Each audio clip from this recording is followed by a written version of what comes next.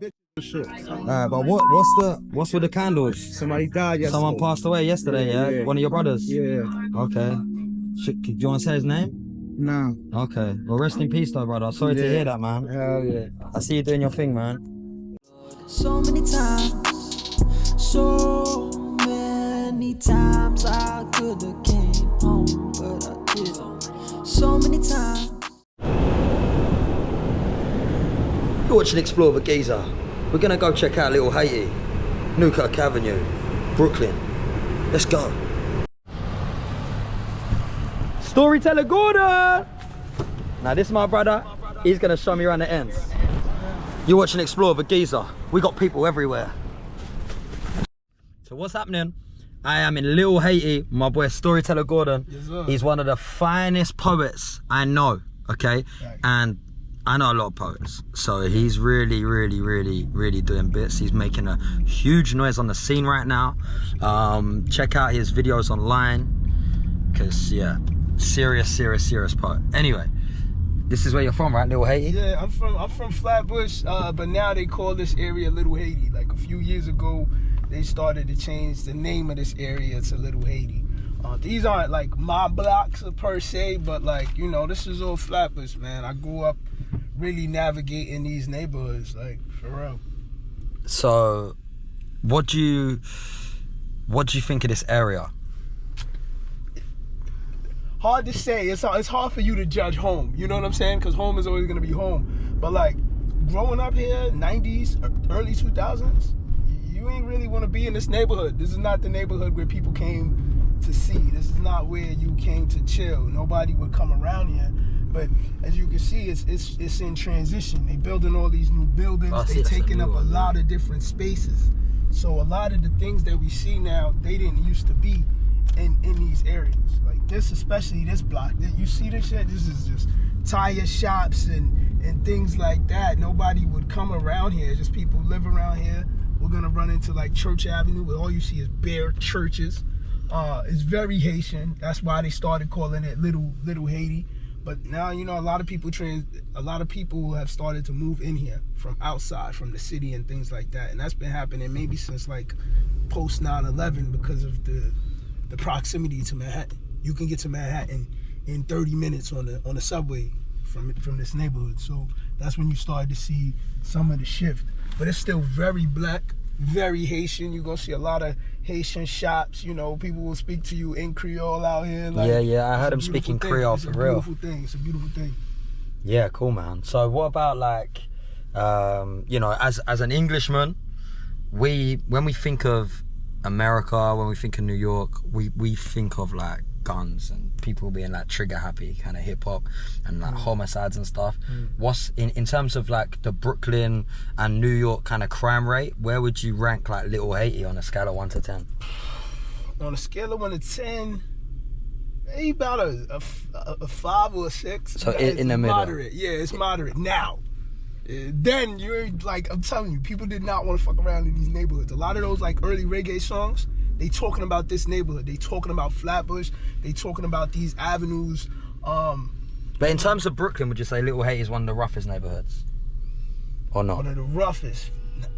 You know, out of respect to some other neighborhoods, and again, I'm home, so it ain't gonna be rough for me. Yeah. But you know, it's always like people from the other sides didn't want to come here. You did not want to come here. You didn't want to come around Flatbush, Little Haiti, if you did not have that pass, if you didn't know people on these blocks. It's the same way like I wouldn't be caught going to Bed-Stuy if I ain't know nobody there. Or I wouldn't be caught going to Brownsville or East New York. But it's definitely not Brownsville or East New York on that side. Like Brownsville has always been one of them places.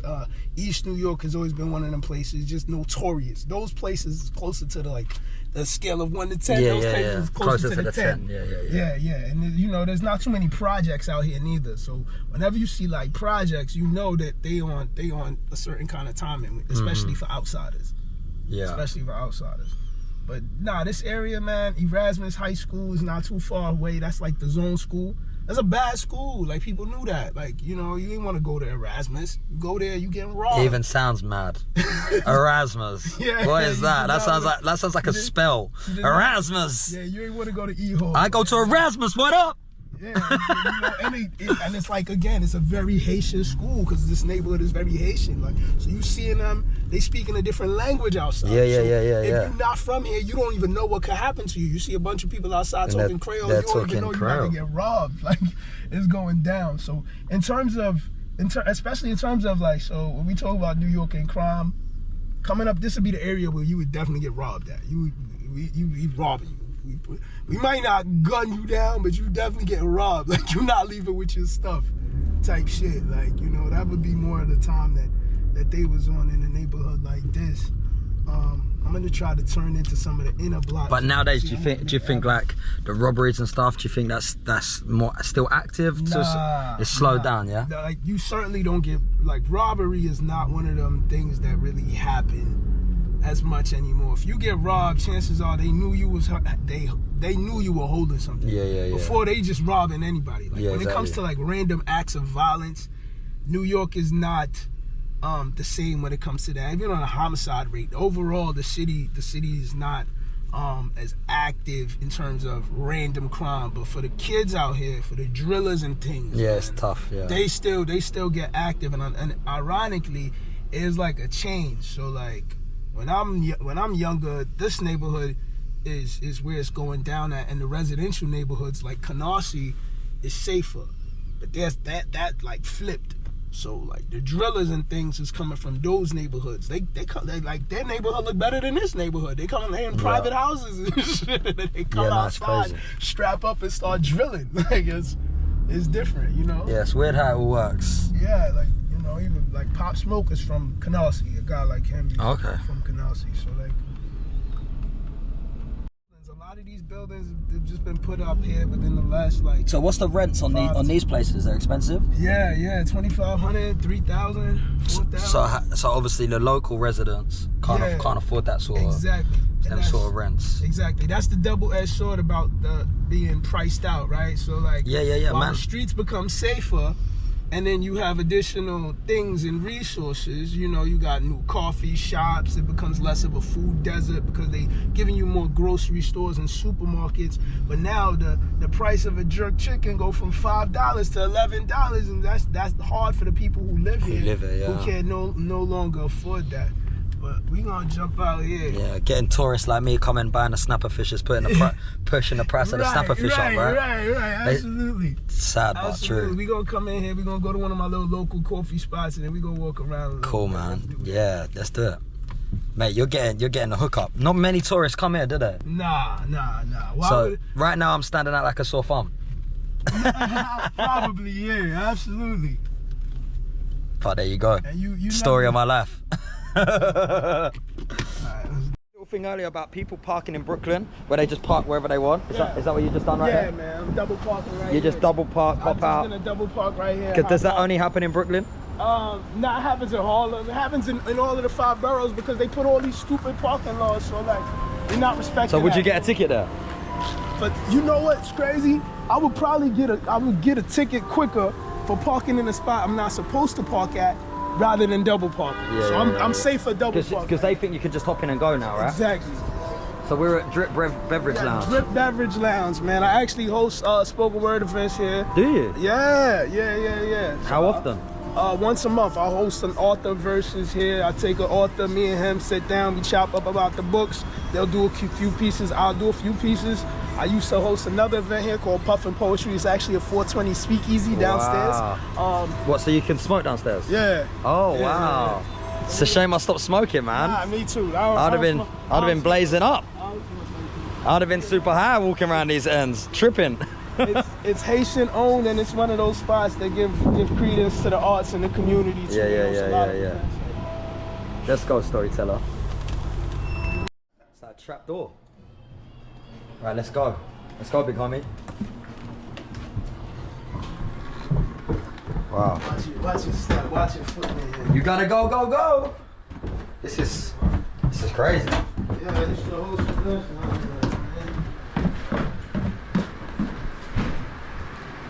It's the gravity lounge down here. Wow. Okay. So you come down here, 420 family vibe, smoke. Sometimes they this host is dope, events, man. They host after parties. I feel like I'm in Amsterdam. That's dope. You ever been to Amsterdam? Yeah. It's like this, right? Yeah. It's got that same vibe. This is like, I'm gonna start doing a couple of our podcasts down there. It's Yeah. like our studio, you know what I'm saying? Yeah, no, you have to. We're also gonna start doing like vinyls and vinyl records stuff. Yeah, no, this is dope, man. Bunch of different events. Make sure you come and support when you get out here. Make sure you come Little Haiti. Okay. This spot is called Gravity, but you gotta know to know, you know. Yeah, for real. It's membership only typically, but when we host special events, then people are allowed to come They're allowed down through, and yeah. vibe in here, smoke in here, chill in here. Cool. And a lot of times, most days you'll see upstairs, you know, it's people just working, doing work like a coffee shop. But then other people, they know the code, they come on down here. Wow. They can work down here, And have a little smoke down here. Yeah. Watch TV, you know what I I like mean? it. Vibes. They got all the video games hooked up too, you know what I'm saying? It's vibes now. Storyteller showed me them spots right there. We're gonna walk, yeah?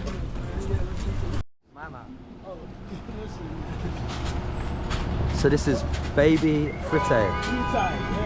Frita is a girl with that means like the fried food. That's where you get like the fried food, the fried snack, the fried pork, the fried. Yeah, man. It's, you know, it slaps. It'll kill you, but it slaps. So, have you ever been to Haiti? Nah, I've actually never been to Haiti.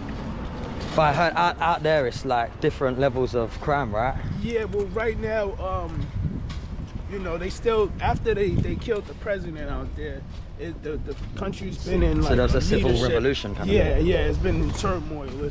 It's wild out there, but that's actually very localized to the capital, Port-au-Prince. Like, but that's where But the other parts are okay. flies in, but the other parts are okay. Like my father just came back from here. Okay, cool. He goes. Should we check this? Yeah, I know you're This gonna. is just a church here. This is Church Avenue. You wonder why it's called Church Avenue. Like we standing right here. There's a church here. There's a church there. There's another church there. Oh yeah, there's 3 churches. That's the block. And it's always interesting to me, like that, like you can have so much crime and so much poverty, but Still, so much churches. Yeah. You know, and I think that's why, like some people, especially out here, we grow up with a very cynical, strange relationship with religion because. How you keeping me here? No, of I mean, course. I'm praying every Sunday, but this is what I gotta see. I gotta grow up seeing this person get shot and grow up seeing dead bodies as a young age, and there's nobody talking to the kids about that. So is it mainly Catholicism here? Mainly Catholic churches? It's very Catholic. Well, you'll see the Catholic churches over here. But Haitians like a Catholic. Yeah, there's a lot of Catholic Haitians. The predominant religion is Catholicism or some level of Christianity, but mainly Catholicism. Yeah, man. I'm more of a Pentecostal kind of guy. Hallelujah.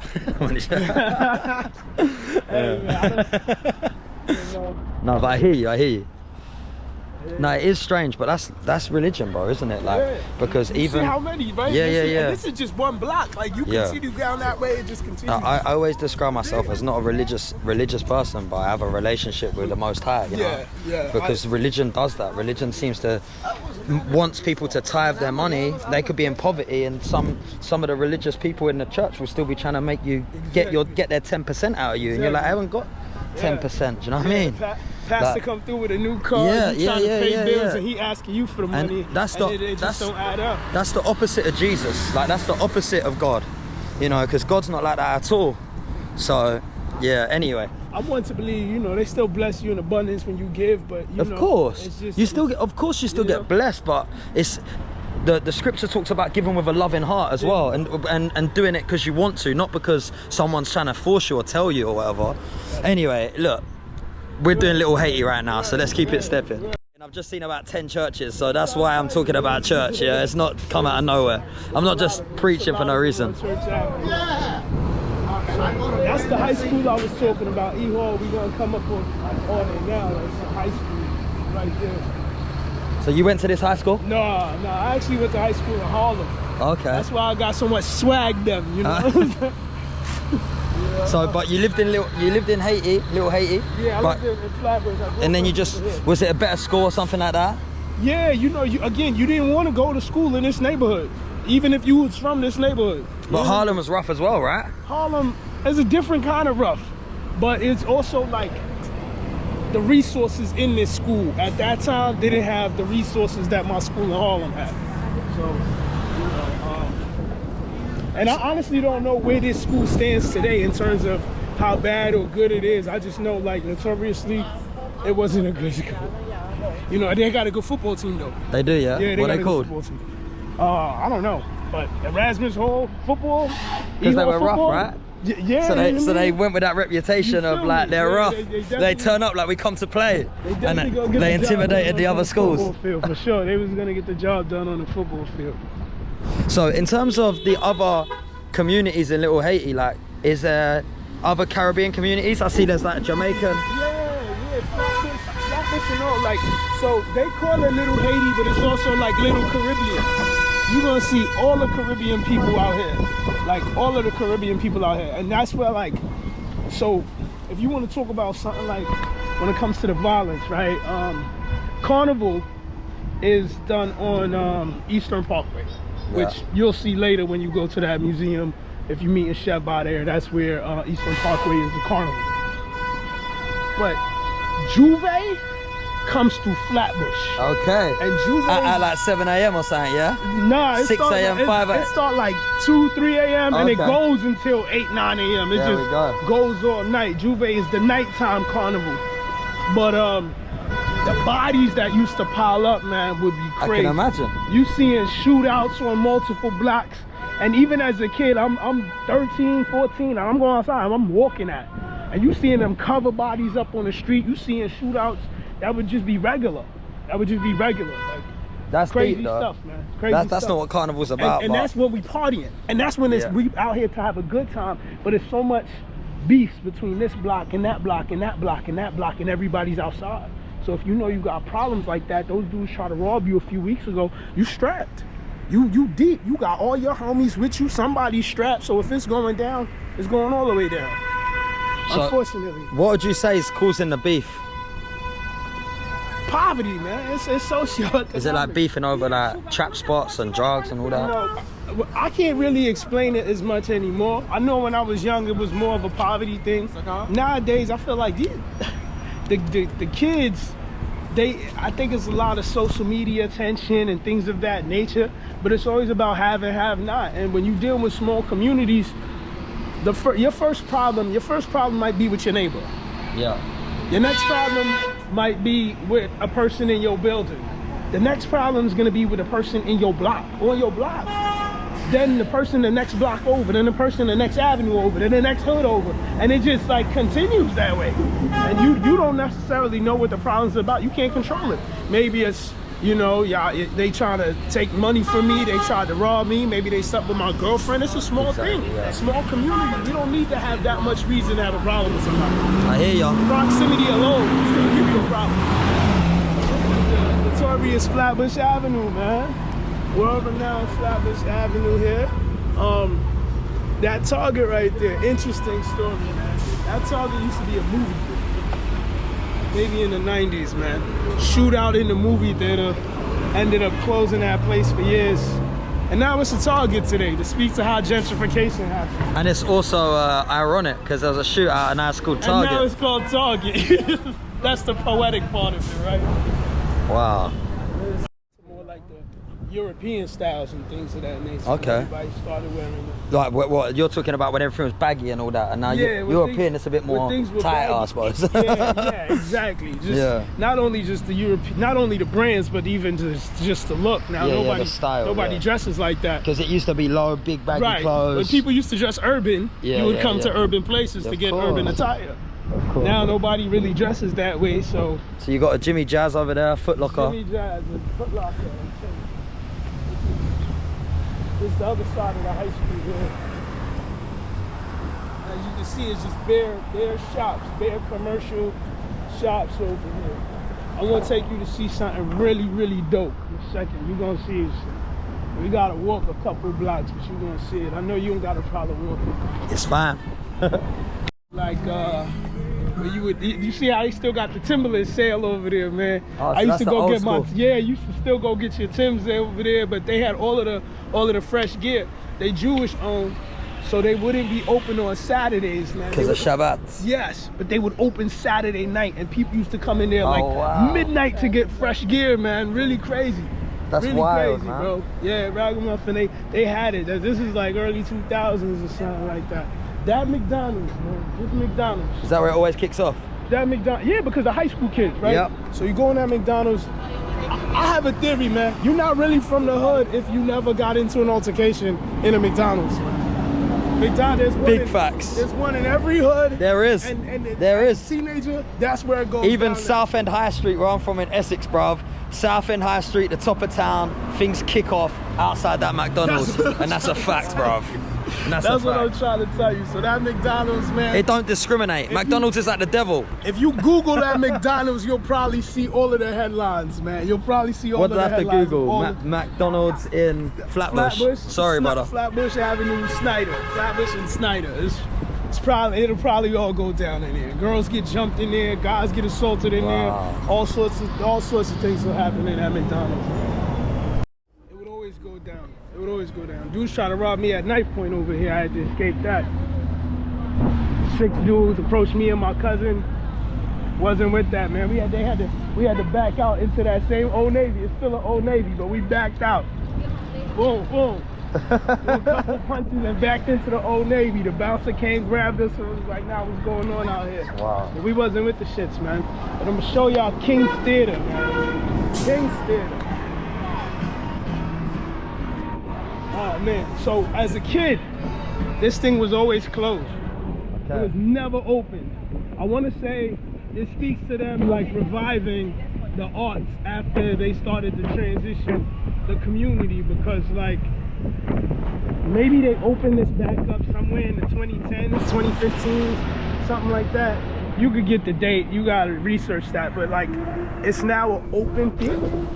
It sits over 3,000 people, man. Wow. And this is amazing, man, to have this in our community back open now. They do real shows here. One day we could throw a poetry event there. Yo, listen, man. That shit. That's the big goal. I don't want to give too much about what Storyteller is working towards, but that's one of the things. That's the thing, yeah. Yeah, and I come out here. Kings, Brooklyn. It sounds good as well, bro. And I come out here every Thanksgiving. They do a big community drive, a big food drive. I come out here and feed the community with like the council member and the people of the community. Make sure that they do coat drives on the outside, and it's a big Thanksgiving dinner. So that'll probably be happening in a few weeks. Every Thanksgiving, they make sure we do that. And it's actually kids at a local high school, a culinary school, that prepare all the food that we end up serving to the community. I'm talking about the line will go down the block and around the corner. We serve hundreds of people, and it's a good meal, man. But that's one of the things I'm proud of to say in the transition of Flatbush and watching the neighborhood change. The resurgence of King's Theater has definitely been one of the brighter spots. Love that. Now, so for those that don't know, they call it Brooklyn, but it's Kings County, so know that you're in the county of Kings, man. That's the first block that way. Things used to go down, man. Things used to go down. 21st Street. You ain't really wanna walk up or down these streets. What part of Brooklyn is Joey Badass from? Joey Badass. That's a good question. I don't know. You don't know, no? I don't really know. I met him in London when he done a show there. Oh, you met? Yeah, yeah, I think he's a sick rapper, man. Nah, Joey Badass is hard. I never really got into his music, but I started listening to him recently, and I was like, oh, nah, his shit is hard, man. It's very like 90s rap influence. Yeah, and that's what I like, that stuff, you know? Yeah, absolutely. The real estate price in this community is insane. Insane. So why is it all boarded? Like all the windows been smashed out? I don't know, maybe they're doing a renovation. Yeah. Demolition. Right now it says tenants and I guess only, no trespassing. Maybe I should maybe, what they doing now? Probably somebody passed away. Yeah. That's what they do when people pass, man. Somebody got murdered or something. Yeah, that's dark, though. Talk though, you heard? Okay. Talk to the bitches and shit. But what's with the candles? Somebody died yesterday. Someone passed away yesterday, yeah? One of your brothers? Yeah. Okay. Do you want to say his name? Nah.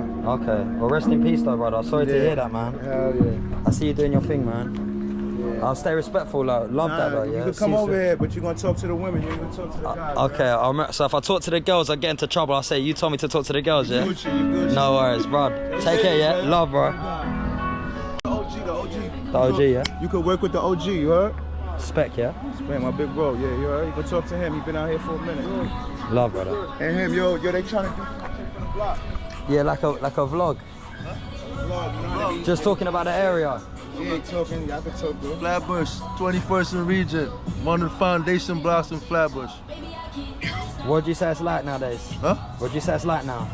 That's what? What's it like around here? Gentrification, a lot of change. Nothing's the same as it, I mean, things change over the course of time, but you know, it's new faces, new energy, you know what I mean? But Flatbush is a melting pot, so, you know, it evolves. Yeah. But some things remain the same, and some things evolve as time comes. Thank you, sir. Thank you Have so a great much. day. You too. So this is like behind like the Flatbush kind of high road. There goes the avenue, and these are the blocks that people actually live on. Yeah. So it almost like, yo, you one block away, and you can't get the Jordans, but you gotta see them every day. Yeah. You know, it makes you want to covet.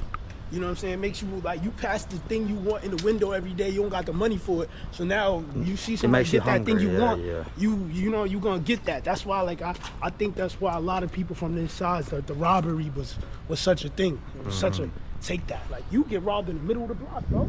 This is where, like... So how do people, like, say the people that live in these blocks, does the government like contribute to their rent or what? How does that work? Like in the UK, we get social housing where kind of like, there's this thing called universal credit where they kind of pay most of your rent and then they give you a little bit to live on. Does that happen in America? It does happen in America, but that's more like what they call affordable housing. Yeah. Some places have But housing is that vouchers. is that affordable? But this wasn't really the situation with these buildings, especially not like the older buildings, because these are not project housing. This is not public housing. Okay. You know what I'm saying? Public housing, now they have like affordable housing. So when they build some of these buildings, a lot of these landlords or the developers have a contract with the city that like 30% or a fixed percent have to be relegated to affordable housing.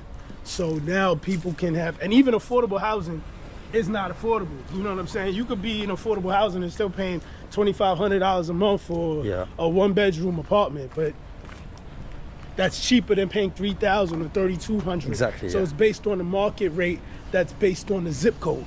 So each zip code, you know, I don't know like the math. It might be based on a per capita income or something crazy like that. But like, yeah, man, that's how the affordable housing works. But then you get mad houses like this house must be worth millions, right? Yes. If you go a few blocks over, you'll see even crazier houses.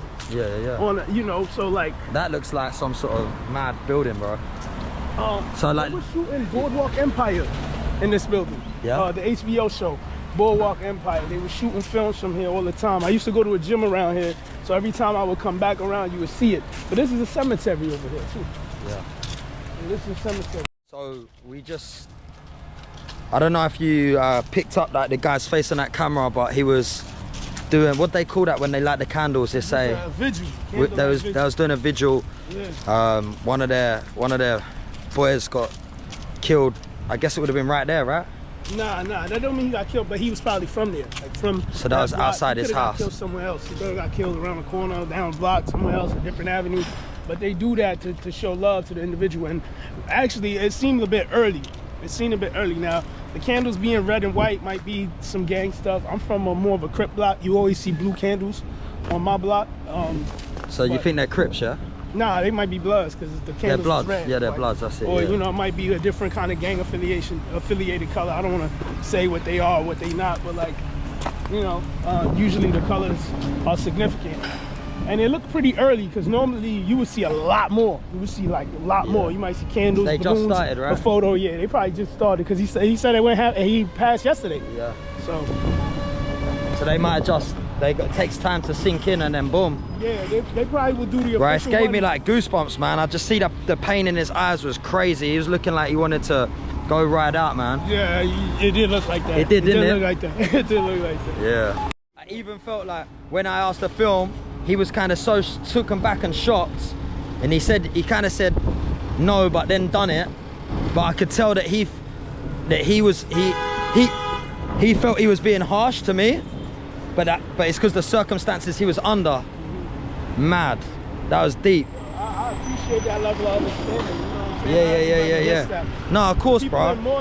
Mate, if someone just killed my friend and that some white guy come up to me, stuck a camera in my face, bro, I'll be like, what are you doing? Do you know what I'm saying? So I could, but he was respectful and at the same time, like, he probably could also understand that he's leaving a legacy as well, like for his friend. You know, the world's got to know if people pass away, the world should know. That's why you do a vigil, right? Yeah. And that's why you put faces on t-shirts, because you want the world to remember your friend. Like, that's what's important. So rest in peace that guy there, man.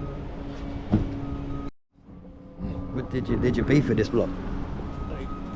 Kinda. I don't want to say beef because we too close. Yeah. It's too close for beef, but like there was rivalry. Yeah, you kind of didn't want to walk down this block. And this block at night, man, the lights. You see how the trees are. You see how. So it gets dark, yeah. It gets very dark, man. You can't see now. People jump up from behind the wall. What's happening, storyteller? Word. This building, they would like poke this light out so you can't see shit. So imagine having to walk in there, you can't see shit. It'd be men all over the place, ready to rob you, snatch you. This is one of the most like. And do you reckon it still gets like that a little bit, like, you know? Maybe. Maybe amongst the younger lot. And I don't want to say what rappers is from this block, but there are known rappers from this block. Wow, why you tell me? I mean, come on, say it. Who? He's a what's his name, man? I used to party with this guy too. Hold on. Let me get his name. Don't worry, I'll cut Casanova. it. Casanova, yeah? Casanova. Okay. Yeah, Casanova. And a lot of people that he caught those charges with is from these blocks. All right. I don't know the whole story about that, brother. Yeah, well, he's serving time right now. That's why I don't. Oh, really? Yeah, that's why I was like, I don't want to talk no man's business. Yeah. No, okay. Yeah, fair enough. But Casanova is from these ends. Right here, yeah. Bro, it's a serious block, bro. Yeah. For sure. So rap videos outside this block and things going down. So is this a Crip block? This neighborhood is pretty Crip, but like at a certain point, people start doing what they want. They're gonna become like people become Bloods, but just because they hate the Crips from their block. Yeah. Fuck them dudes. Yeah. You know, so it becomes almost like a changing of the guard. Unfortunately, you know what I'm saying? Yeah. Like, my man over there, he's got his like blue hat on and that. He's cripping it out. I don't know, man. Could just be fashion. These days, I don't know. And then like people, it's probably not as active because we grow up in such proximity. Yeah. Now it's like, you know, you still might know them. They know you do this. They know they do that. Y'all don't rock with each other, but it's a mutual respect. You probably seen this dude a million times growing up. It's not. Yeah, I get you. It's not on site. Yeah. My mom might be paying $1,200 or something, $1,300 a month. The apartment next door, they might have gutted it, renovated it, refurbed it, turned 1 bedroom into 3 bedrooms, and now that rent is $3,600 a month crazy. For an apartment with the same exact space. Same measurements. So that's what's happening. That's also one of the reasons why they're kicking a lot of tenants out. I was actually on the news this year talking about that because a lot of people in my building are on a rental strike. My mother is as well. You know, so that's happening in a lot of buildings because we have slumlords in these buildings that's purposely not taking care of the building. They leave trash outside like this in hopes that like they're not trying to make it accommodating for you so that you will move out so they can get more tenants in that's going to pay more money and then they put you out, you know? I go live on Instagram. 2020, it's a couple days after my birthday. I remember I went to the park I'm about to take you to. I came back to my block.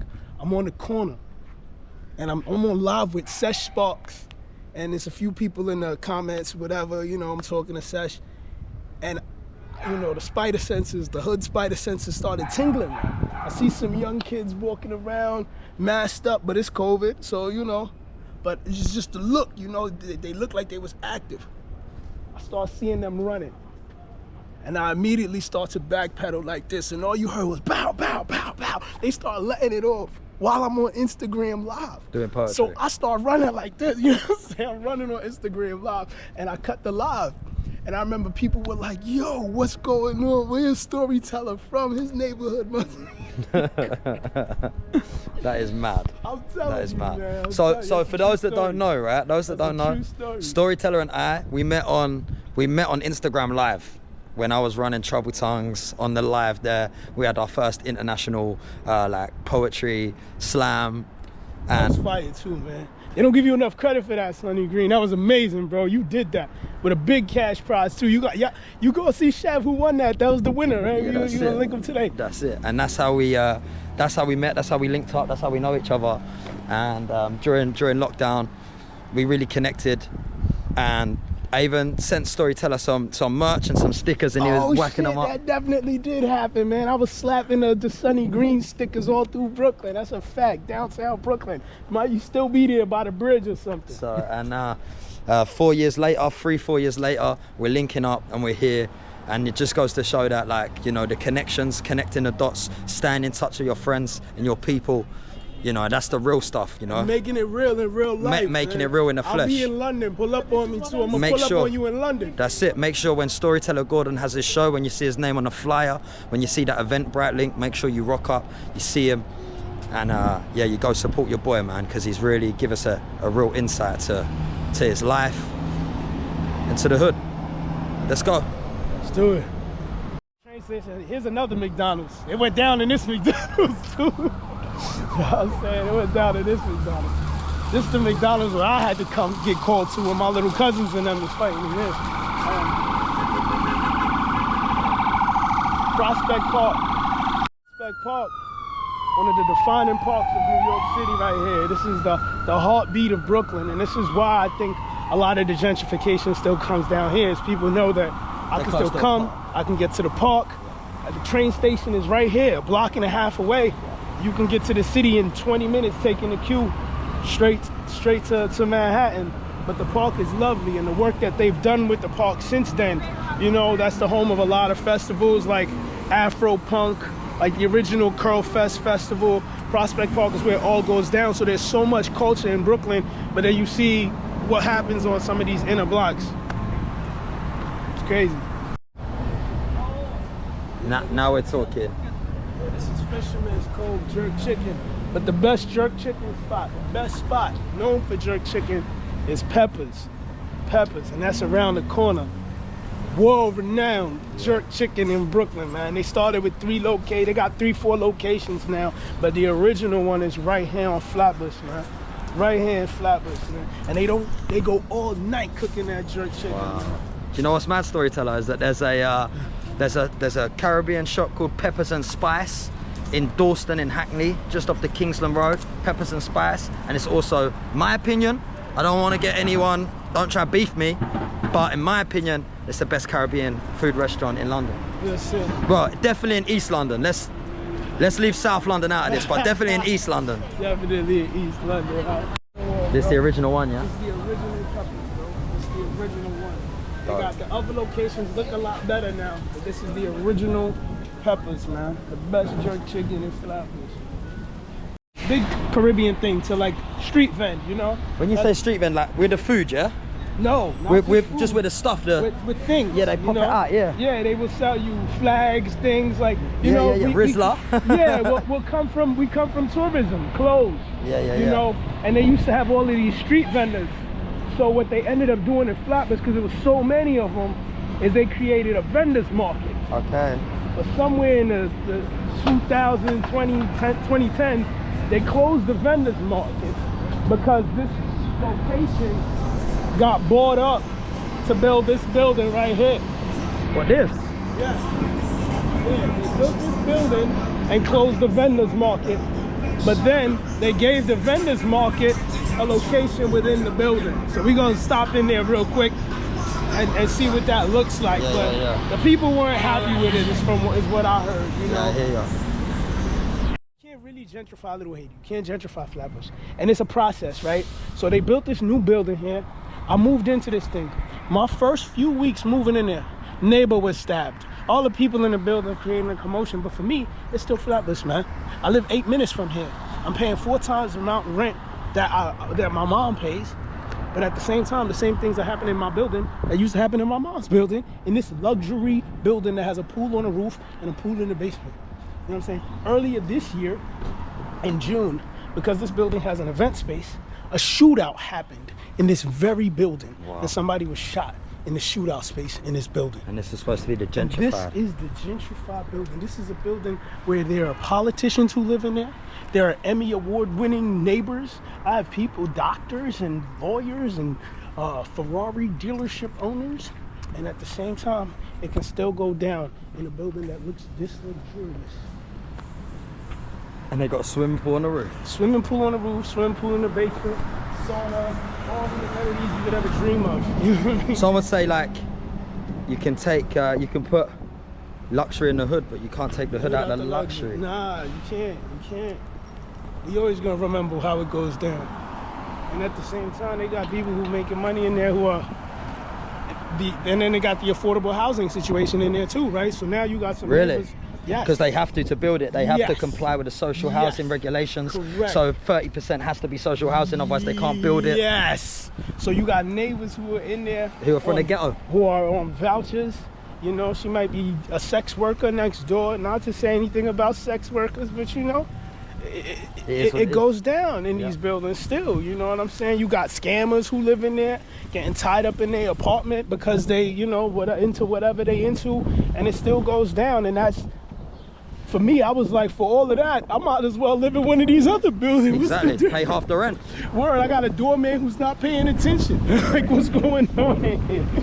Nah, it's true, bro. Yeah, but I definitely want you to swing by there and just let you see what it can look like. That's the realest juxtaposition. That's crazier than when you saw the two buildings next to each other. This is what really happens. And they slap something like that, an monstrosity in the middle of the block. Look at how ridiculous it looks. Yeah, it does. Look at it. It's true. You got a building next door to it that looks like it don't even belong there. We are here at Lips Cafe on Nostrand Avenue. It's another black-owned coffee shop. It's where people come get their work done. I actually wrote a lot of my book in here too, so that's the dope part.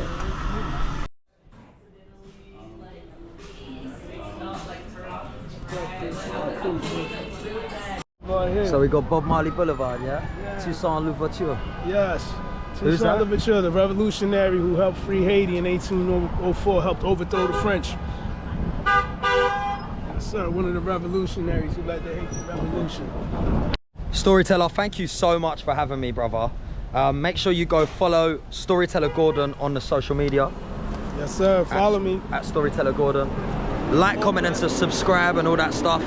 And yeah, if you ever want to come to Flatbush, Brooklyn, you want a hood tour, you want to go check out some of these Haitian joints, some of these Caribbean food places, please hit up my boy and he'll show you around. Holla at me.